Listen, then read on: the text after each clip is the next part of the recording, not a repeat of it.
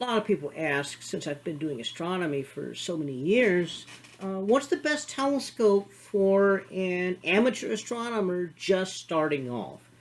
And they're often disappointed when I tell them, well, really, the best telescope are your eyes. So you start going out at night and just looking up at the sky and with your naked eye identifying stars and constellations. Now, you can do that by using a planisphere that you adjust for the current time and day you're out there, and you go out and you just try to identify which stars and constellations are which. That's your first step. You can move on from there to any of a variety of maps of the sky. There's a variety of maps that are out there that I like, that I sometimes use. You know, like all sky maps here, you don't see the whole sky at once, so you can actually have a map that zooms in a particular part of the sky. There's a variety of different things that you can find out there. You have little atlases, little pocket guides of the sky here, constellation by constellation. But you need to know what the constellation is. So you need a constellation map or something like that. That's your first step. Second step, binoculars. Why binoculars? Well, two things. One, a pair of binoculars is usually going to be a lot less expensive than a telescope. Binoculars often give a little bit lower magnification. People say, well, I want to see more magnification. Well, you learn first with the low magnification, and then you move on to the higher magnifications. The higher the magnification, the harder it is to actually find something in the sky, because you're looking at a teeny tiny little speck of the sky, and it's really hard to identify what you're looking at or to find something. So you start with low magnification, no magnification with your eyes, low magnification, a pair of binoculars, and then you move on to telescopes once you've learned the sky. So binoculars are an essential part of that. The other reason I like to suggest binoculars is that they are easier to use than telescopes. So you get familiarity with the sky and with finding things using something that's easier to use. That's a major step forward. Another reason I like to use binoculars is they tend to be less expensive than telescopes. You don't want to start a hobby with something really expensive and then realize, I'm not sure I like this, or this is really hard to do, and it's hard to learn, and I got other stuff I need to be doing. Binoculars are easier to use, they're easier to learn to use, and that really helps you, encourages you to get out and going. The other thing is, binoculars are easy to set up. You basically have a pair of binoculars, you take the caps off of the binoculars, and well, now you're ready to go. Setting up a telescope is harder, so this is quicker. A lot of amateur astronomers will have big telescopes with them out in the field, but they have a pair of binoculars with them. Okay, so using binoculars, there's several things here. First of all, you want to use the right binoculars for you. You don't want to use great big heavy binoculars that are hard to hold. So binoculars about this size are good for me. I can handle a little bit more, but not by much. Because if it gets really heavy, it's hard to hold steady, it shakes, and then you don't really see anything because whatever's in there looks like it's bouncing around. Little bitty binoculars like that, they'll work, but they don't really help that much more than your eyes. Binoculars do two things. They give you a little bit of magnification, but normally that's not what you're after. Normally you're looking for light gathering. You're looking to take the light coming in the front of it, concentrate to come out the back. You notice these binoculars here, the aperture, which is the front side, and the eyepiece, well, the aperture is not that much bigger than the eyepiece. Whereas for these binoculars, the aperture is much bigger than the eyepiece, and so that means it's concentrating the light. It's concentrating it, make things look brighter. So that, again, that's what you're after, is to make things look brighter, because most of the things you look at are actually pretty dim. The other thing is you want to have some magnification, and so binoculars will tell you the magnification and the size of the aperture. These binoculars right here on the front of them And I don't know if, actually on the back, I don't know if you can see that, but it says on there that they are, right down in here, it says 10x 50. That means it's magnification 10 and 50 millimeter diameter. These binoculars right here, then on the side right there, it says 10x 25. So that means it's magnification 10, but only 25 millimeters here. You say, well, 50 is only twice as much. Well, you know, it's a diameter is twice as much, but the area is related to the diameter squared for a circle. So that means that these actually gather 4 times as much light for the same magnification. So that's one of your first considerations. You don't want too much magnification. For most people, more than 10 power is hard because it's hard to hold them steady.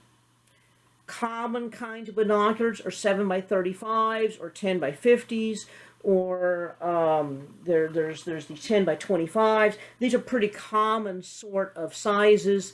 You find all different sort of other sizes that are out there. Another factor that kind of works into this is what we call the exit pupil, and that is how big the light is. You don't want that to actually be bigger than the pupil in your eye. So if light's coming in, you don't want it to be coming out covering more than your pupil, because then you're like wasting light. You're not actually seeing all the light. And so again, 10 by 50s are really good. 7 by 35s are really good. A lot of astronomers consider 10 by 50s the ideal size for astronomy. 7 by 35s, that's pretty much the next ideal. And so there are like 7 by 50s and so forth, but they typically have an exit pupil bigger than your eye, so they're a little bit less useful.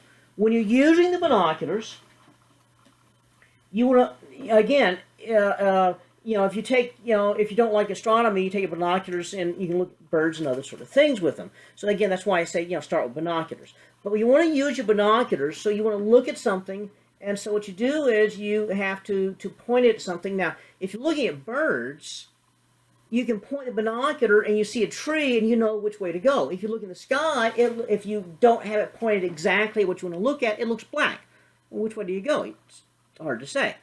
So one of the things you do is, I like to look at what I'm looking at. So there's a star, or there's next to a star, because in my map it says the interesting thing I want to look at is like between these two stars. And so I'll look between those two stars. I don't see anything, so I just bring the binoculars up while I'm looking. And so if you do that, you know, rather than trying to go up there and find it, if you just look where you're supposed to look and slowly bring the binoculars up, that's a little more likely to have you find something. Okay, and then once you get it, if it's not there, you just very slowly up and down and around, scan them just a little bit until you find it. Okay. Now the other thing is focusing. You want to focus the binoculars. So these binoculars have a little wheel right here that adjusts the focus. Okay.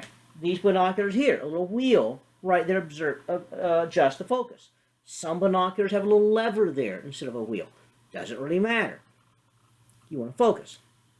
Well, here's the interesting thing. If you're a normal human being, your left side of your body and your right side of the body are not identical. This is true for everybody. You know, you look at your left hand and right hand, they're not exactly identical, not exactly the same size. A lot of people have one foot that's slightly bigger than the other. This is pretty normal. You know, one leg or one arm might be just ever so slightly off. The focus in one eye is not the same as the focus in the other eye. But you want to get this into focus. So what you do is, you want to focus this, and a lot of good binoculars, not the toy ones, but the good binoculars, have a way of dealing with this. And that is, they can focus each eye independently. Now the main focus focuses both eyes, left and right. So I'm looking at something and I focus it, and I want to focus so the left eye is in focus, and then on this side over here is a separate little indicator that I can adjust to focus the right eye a little bit differently than the left eye. You don't focus using this, but you focus with the left eye and then adjust the focus here until the right eye is in focus. Now, if you're really good at this, you can look here and ignore your right eye, focus the left eye, and then do the other. I'm not that good. Okay. So what I would do is I would put the cover over the right eye. Don't squint, because if you squint, that actually changes the focus in the other eye. So just cover that. Focus the left eye. Okay. Move that to the other side. Adjust the focus of the right eye. If you don't have that cover, then you can just, put your hand over here, block that, and with your other hand, adjust the focus there, and then block this one and adjust that focus. And these little binoculars here have the same option. You have the main focus, and then you have the focus for the right eye. Most binoculars here in the U.S. do this. Main focus is for your left eye. Your right eye is something that you adjust separately. Now, once you've got this set, now you can get both eyes in focus, and you can start observing. What you would do is you would, be calm.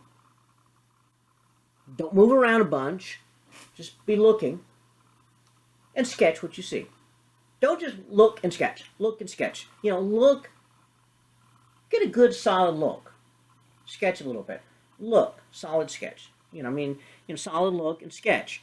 Take your time. The more time you take, the more you actually see. Relax your eyes. The more relaxed your eyes are, the more you see.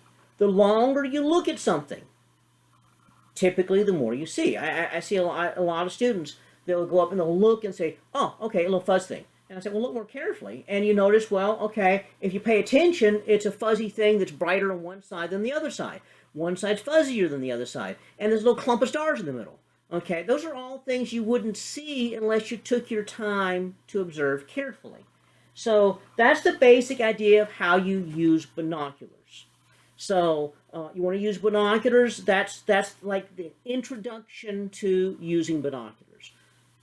Later video I might actually post how you pick what kind of binoculars to use. Because there's all these different options that you have if you want to get seriously into doing astronomy using binoculars. Because there are different kinds of binoculars that do a better job than others. There's different kinds of binoculars that give crisper images than others. There's different kinds of binoculars that are better suited for a variety of different things. And so there's a lot of decisions that go into deciding what kind of binoculars to use. When you first get started, I would say just get whatever binoculars you can get. Okay. So that's what I did. When I first got started using binoculars for astronomy, I just got some binoculars that were about the best price I could find. Okay, and started with that. And then later, I learned more about binoculars, got some that had the proper kind of prisms in there that gave me the proper images that are best for astronomy and made the brightest images, by getting the right size and so forth. All that can come later. Your first step is just starting looking at the sky. First step, start looking at the sky with the naked eye. Use maps and charts of the sky to figure out which star is which and which constellation is which. Then, on a lot of these maps, there's actually little things that are marked for MESI objects or NGC objects or other sort of things. Most of these maps here, the ones that are like this, or this, most of these things that are in here are actually things that are visible in binoculars. It's the bigger maps that tell you what's visible in a telescope, but most of these smaller ones, what they bother marking on there are what you see with binoculars. And so almost everything on there could be visible with binoculars. So I hope that helps.